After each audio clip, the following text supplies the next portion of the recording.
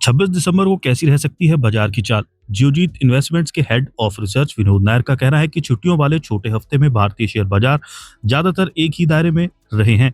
साल खत्म होने के साथ ट्रेडिंग वॉल्यूम भी कम रहा।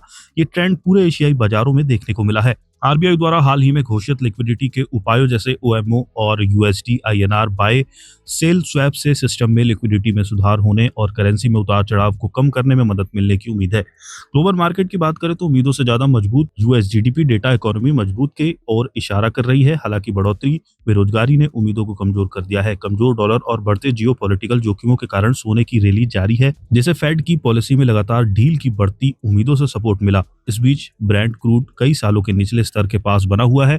इससे महंगाई में नरमी की उम्मीदें बढ़ी हैं। आगे मार्केट की एक्टिव धीमी रहने की संभावना है। हालांकि निवेशक यूएस इंडिया ट्रेड के मोर्चे पर होने वाले डेवलपमेंट्स पर करीबी से नजर रखेंगे। जियोजीत इन्वेस्टमेंट्स लिमिटेड के चीफ मार्केट स्ट्रेटेजिस्ट आनंद जेम्स का कहना है कि 26,100 का लेवल निफ्टी के लिए सपोर्ट का काम कर रहा है। 26,100 का लेवल, जिसे डाउनसाइड मार्कर के तौर पर देखा जा रहा था, कल भी बरकरार रहा। इससे एक और बड़ी तेजी के लिए लॉन्च पैड मिला है।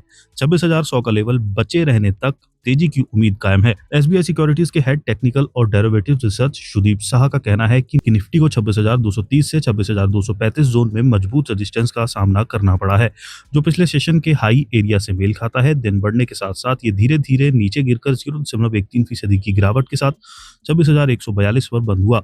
लगातार दूसरे सेशन में इंडेक्स इसे रेजिस्टेंस जोन के ऊपर निर्णायक क्लोजिंग देने में नाकाम रहा। डेली चार्ट पर निफ्टी ने अपने विक्स वाली एक स्मॉल बॉडी कैंडल बनाई, जो ऊपरी लेवल पर लगातार बने बिकवाली के दबाव और तेजी के मोमेंटम को बनाए रखने में असमर्थता का संकेत है। आगे चलकर निफ्टी के लिए 26,200 से 26,250 का लेवल एक अहम रेजिस्टेंस का काम करेगा। 26,250 के लेवल से ऊपर कोई भी तेजी 26,350 के लेवल की ओर बढ़त जारी रख सकती है, जिसके बाद 26,500 का लेवल भी देखने को मिल सकता है।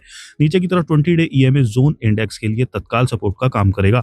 17 दिसंबर को अपने अपवर्ड स्लोपिंग ट्रेड लाइन से नीचे गिरने के बाद से ही बैंक निफ्टी इस अहम रेजिस्टेंस से नीचे ही ट्रेड कर रहा है। ट्रेंड लाइन को फिर से पाने और ऊपर सेटल होने की कई इंट्राडे कोशिशों के बावजूद इंडेक्स लगातार ऐसा करने में नाकाम रहा। पिछले 5 ट्रेडिंग सेशन में बैंक निफ्टी ने अच्छी अपर विक्स वाली कैंडल बनाई है, जो ये दिखाती है कि हायर लेवल पर सप्लाई आ रही है।